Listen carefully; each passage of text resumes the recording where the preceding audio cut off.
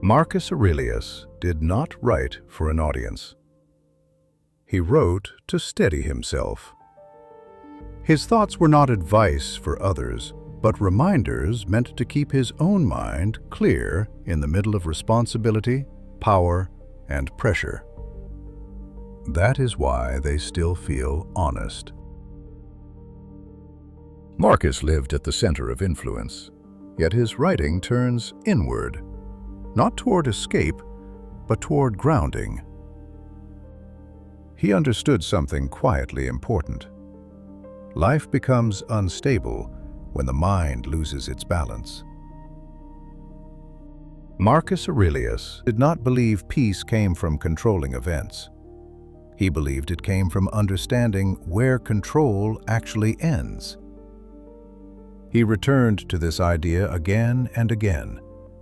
You have power over your mind, not over external circumstances. That distinction was his anchor.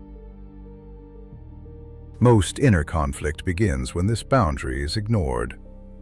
We attempt to manage outcomes, opinions, other people's behavior. And when those attempts fail, frustration follows. Not because life resisted us, but because we demanded what life could not give. Marcus did not advise withdrawal. He advised accuracy. To see events clearly without exaggeration. To respond without unnecessary reaction. He understood that thoughts quietly shape experience. Not dramatically, not instantly, but consistently. The quality of one's inner life, he wrote, depends upon the quality of one's thoughts.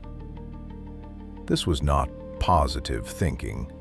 It was disciplined perception, choosing which thoughts deserve attention and which should pass without engagement. Marcus Aurelius often reminded himself that most things are not personal. Events unfold according to causes larger than individual desire. Resisting this truth creates tension. Accepting it creates space. That space is not indifference, it is steadiness. A mind that is not constantly pulled by expectation or fear can act more clearly when action is required. Marcus Aurelius placed great importance on how one meets the ordinary. Not heroic moments, not dramatic decisions, but small, repeated actions done with care.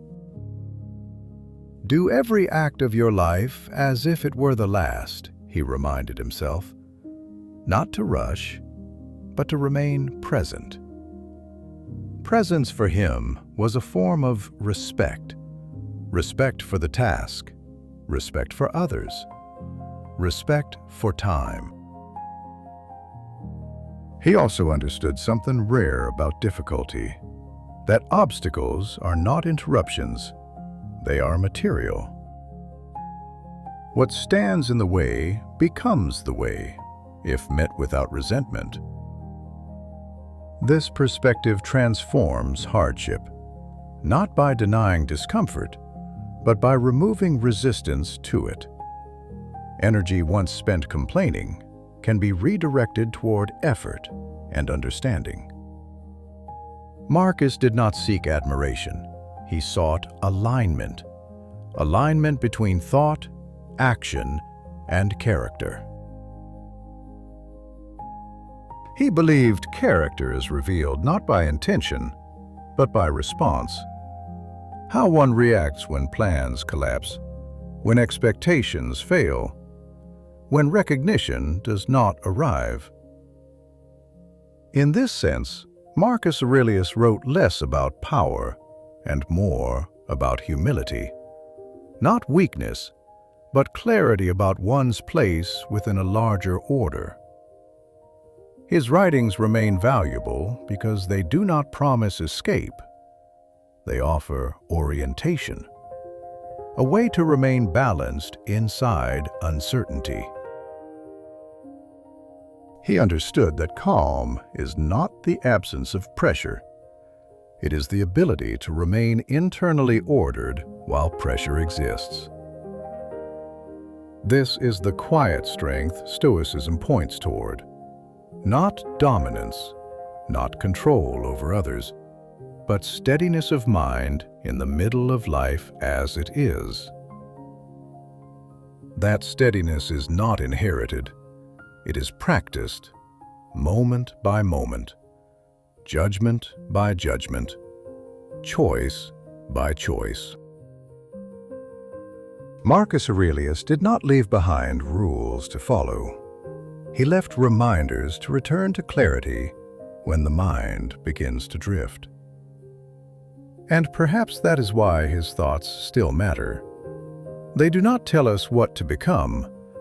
They remind us how to remain centered while becoming.